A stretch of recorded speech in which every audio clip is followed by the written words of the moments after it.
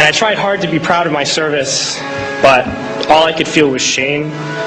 And racism could no longer mask the reality of the occupation. These were people, these were human beings. I've since been plagued by guilt anytime I see an elderly man, like the one who couldn't walk, who we rolled onto a stretcher and told the Iraqi police to take him away. I feel guilt anytime I see a mother with her children, like the one who cried hysterically and screamed that we are worse than Saddam as we forced her from her home.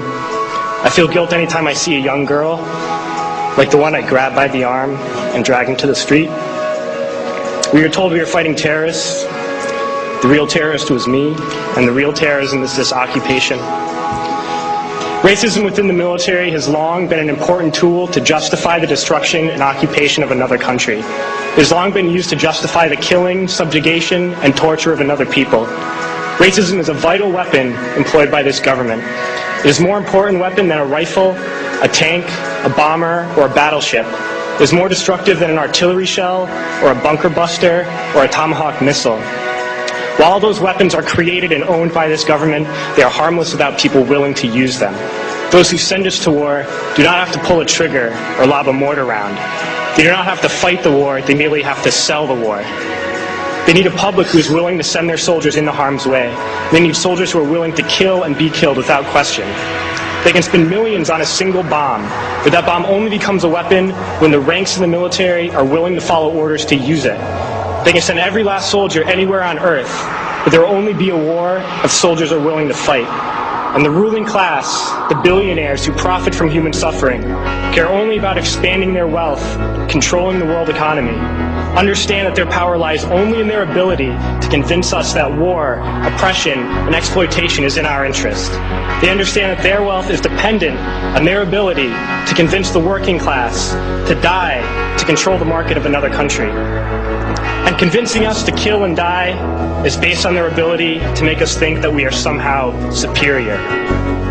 Soldiers, sailors, Marines, airmen have nothing to gain from this occupation. The vast majority of people living in the U.S. have nothing to gain from this occupation. In fact, not only do we have nothing to gain, but we suffer more because of it. We lose limbs, endure trauma, and give our lives.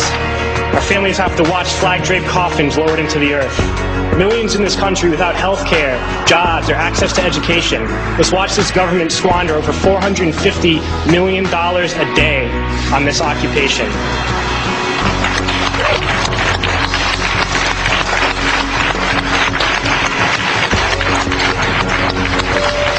Poor and working people in this country are sent to kill poor and working people in another country to make the rich richer.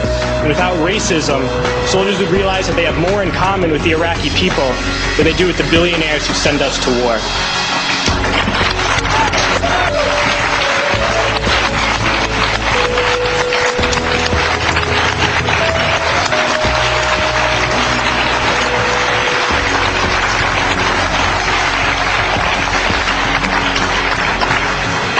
I threw families onto the street in Iraq, only to come home and find families thrown onto the street in this country, in this tragic and unnecessary foreclosure crisis.